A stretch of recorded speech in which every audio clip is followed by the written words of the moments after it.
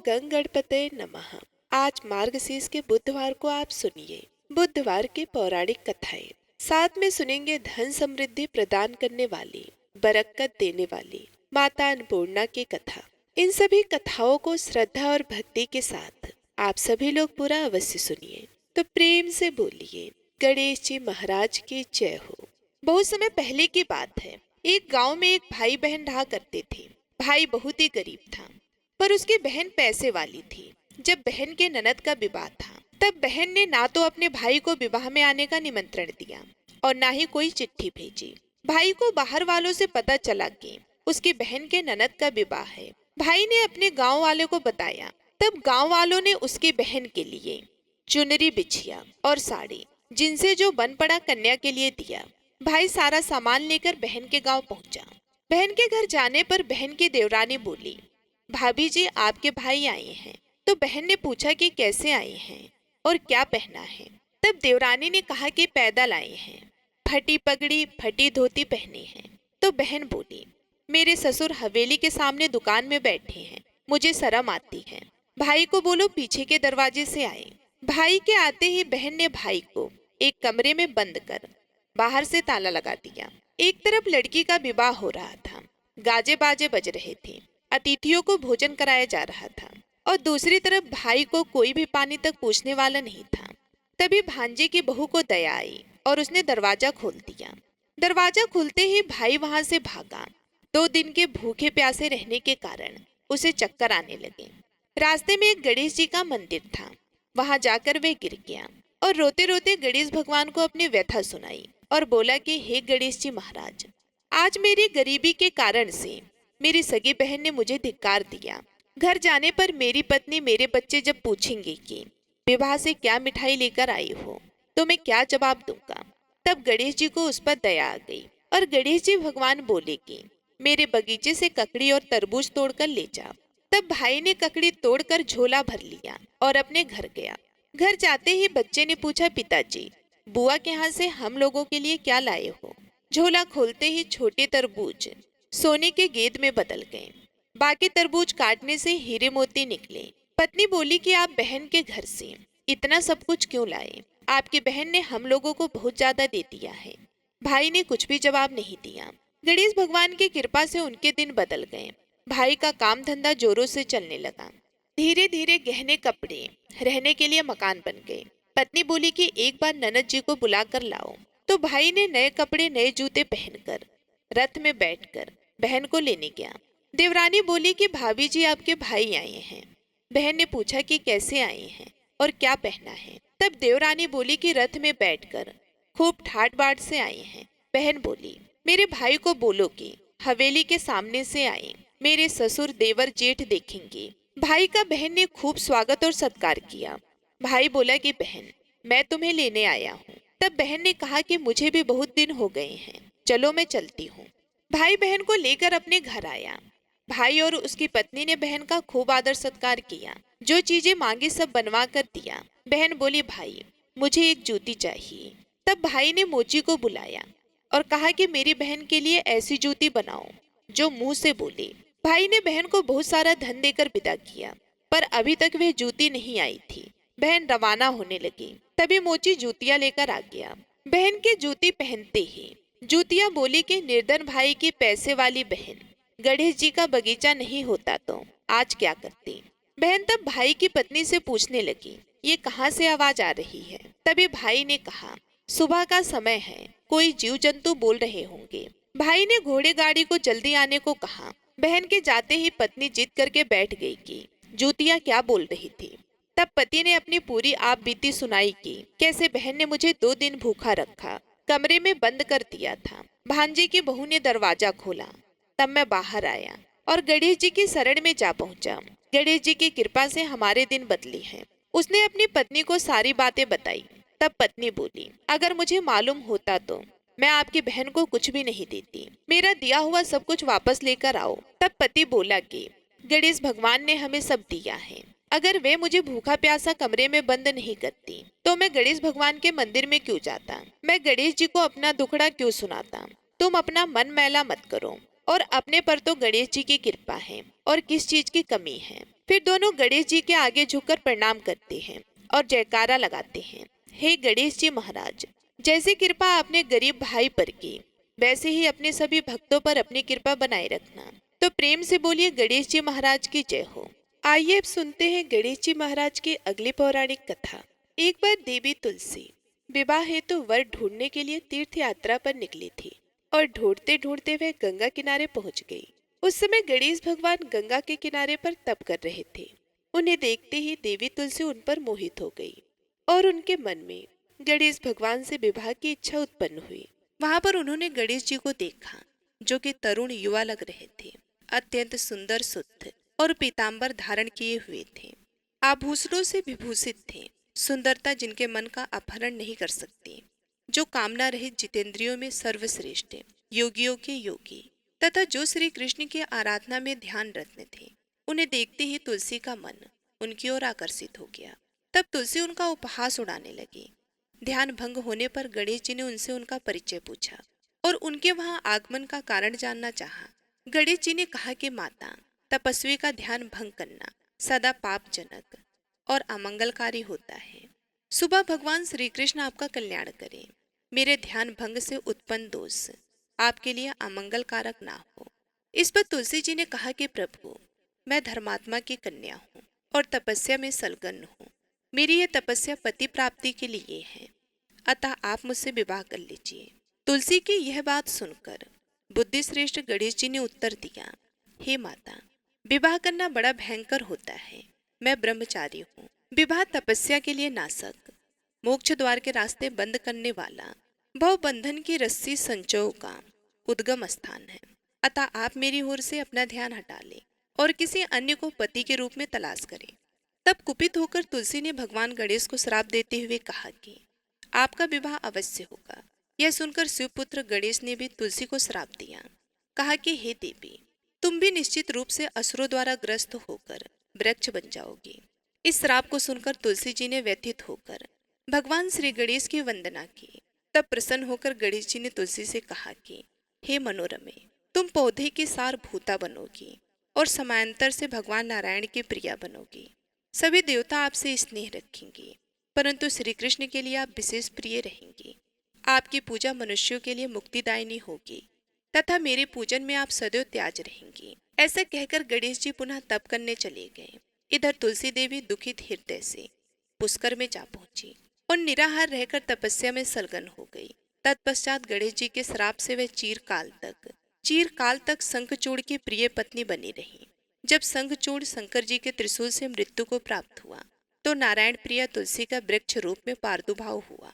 इस कथा में बताई गई वजह से ही भगवान श्री गणेश की पूजा में तुलसी निषिद्ध मानी गई है, किंतु तुलसी माता को समस्त पूजन कर्मों में प्रमुखता दी जाती है। साथ ही मंदिरों में चरणामृत में भी तुलसी जी का प्रयोग होता है तथा ऐसी कामना होती है कि यह अकाल मृत्यु को हरने वाली तथा सर्व व्याधियों का नाश करने वाली है। तो प्रेम से बोलिए गणेश जी महाराज की जय हो। आइए सुनते हैं गणेश जी के विवाह की कथा। भगवान गणेश का मुख हाथी का है और एक दांत भी टूटा हुआ है। इन्हीं दो कारणों की वजह से उनका विवाह नहीं हो पा रहा था। इसी बात से गणेश जी महाराज अक्सर नाराज रहा करते थे। एक दिन एक देवता के आग्रह पर विनायक जी उसके विवाह में अपनी उपस्थिति दर्शाने गए।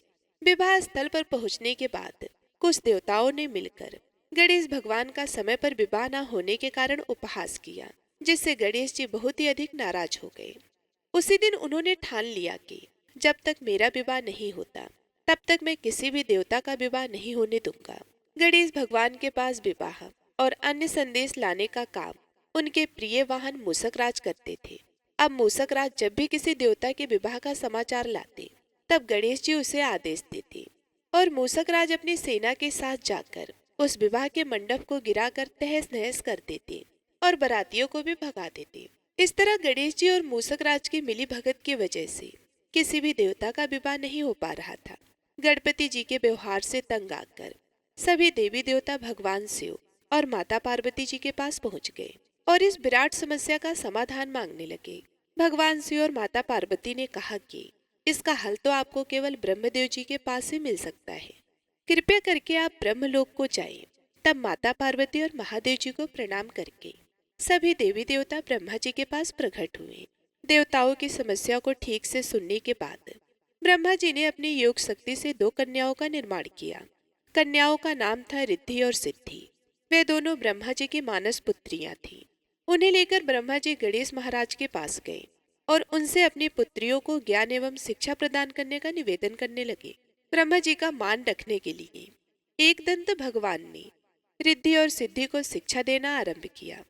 फिर उस दिन के बाद से जब भी मूसक राज किसी विवाह की खबर लेकर आते हैं, उस वक्त रिद्धि और सिद्धि गणेश जी को अपनी बातों में उलझा कर रखती थी। इस तरह गणेश जी का ध्यान किसी और विषय पर रहता और दूसरी तरफ देवताओं का विवाह संपन्न हो जाता।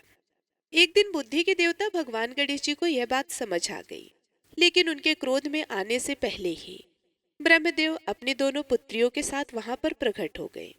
रिद्धि और सिद्धि को सामने देखते ही गणेश जी का क्रोध बढ़ने लगा, किंतु विनायक जी के मुख से कोई भी शब्द निकलने से पहले ही भगवान ब्रह्मदेव ने कहा कि हे गणेश जी, आपने स्वयं ही मेरी पुत्रियों को शिक्षा दी है और अब मुझे इन दोनों के विवाह योग्य कोई वर नहीं मिल रहा।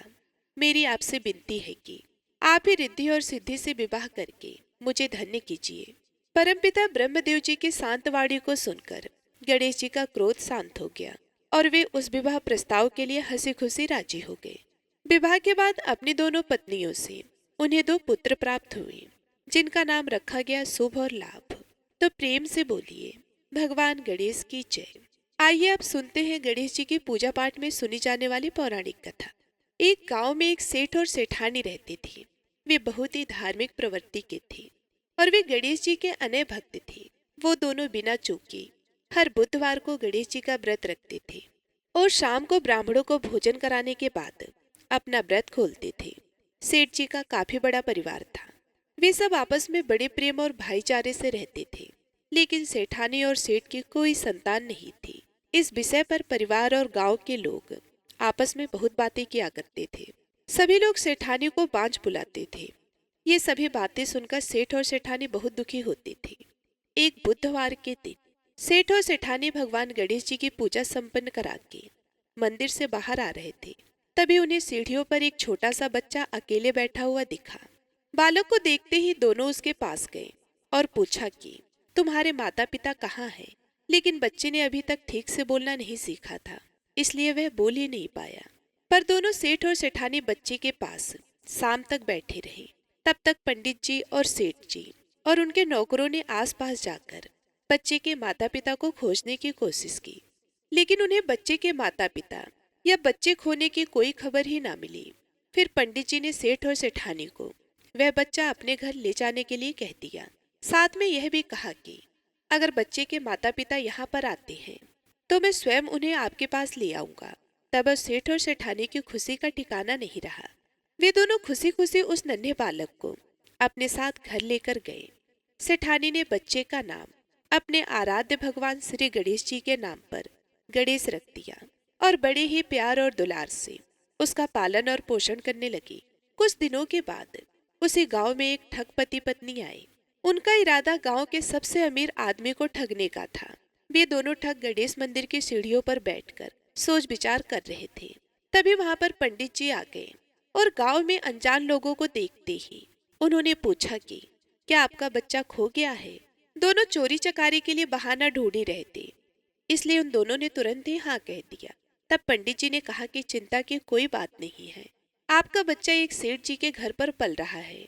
पंडित जी उन दोनों ठग को सेठ जी के घर पर ले गए। गणेश के माता पिता आ गए हैं, ये खबर सुनकर सेठ और सेठानी बहुत दुखी हुई।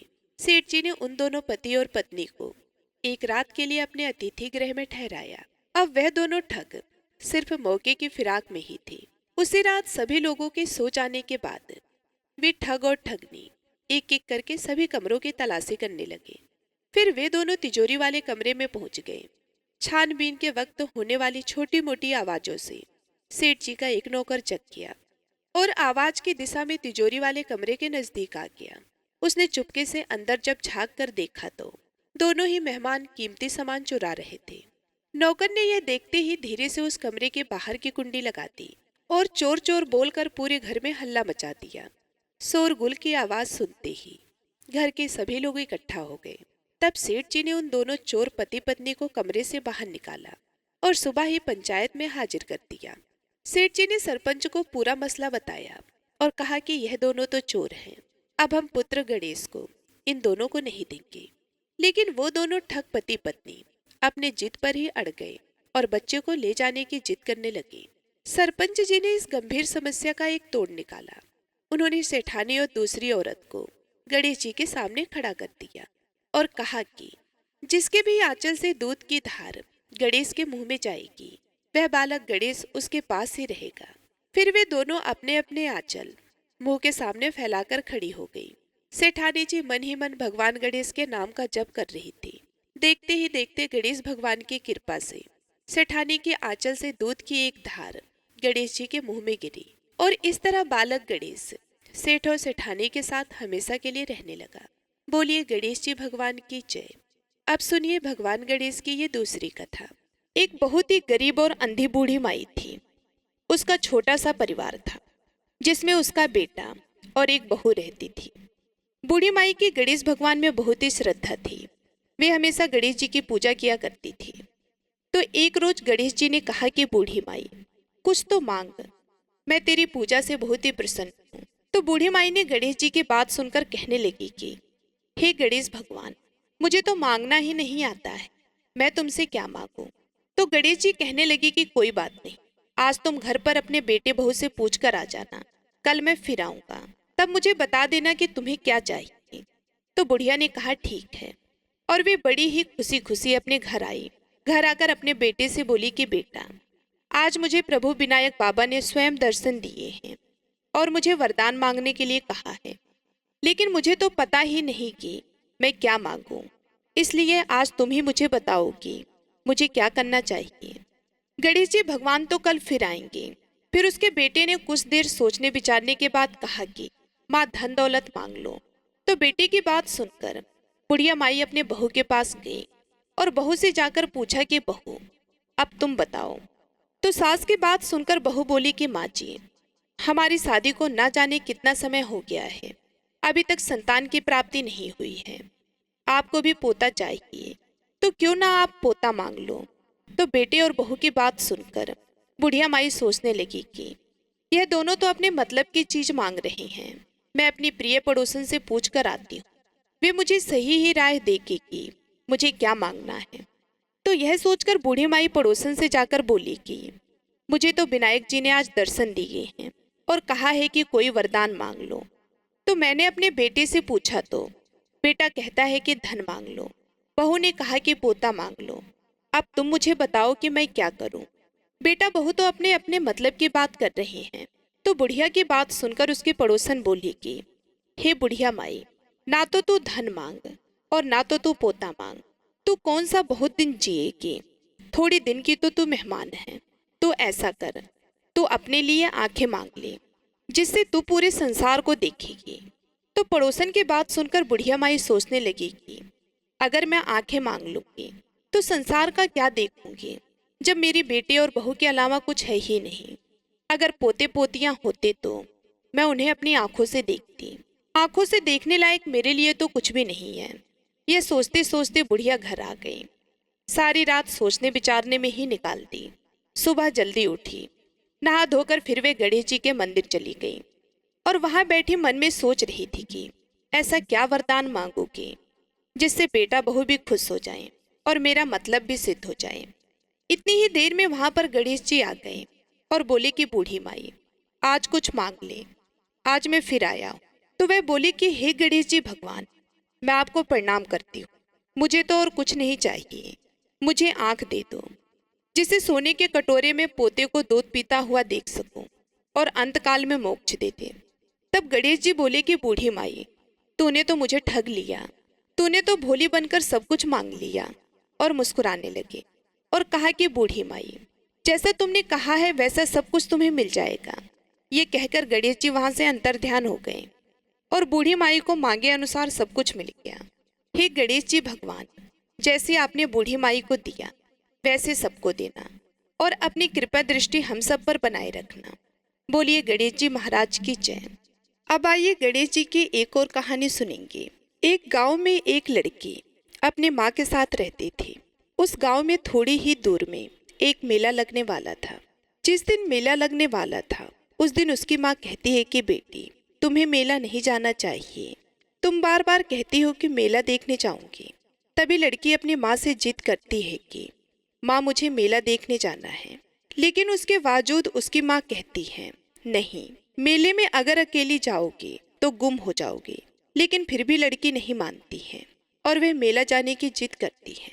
मेला जाने से पहले उस लड़की की माँ लड़की को 2 लड्डू और थोड़ा सा पानी देती है।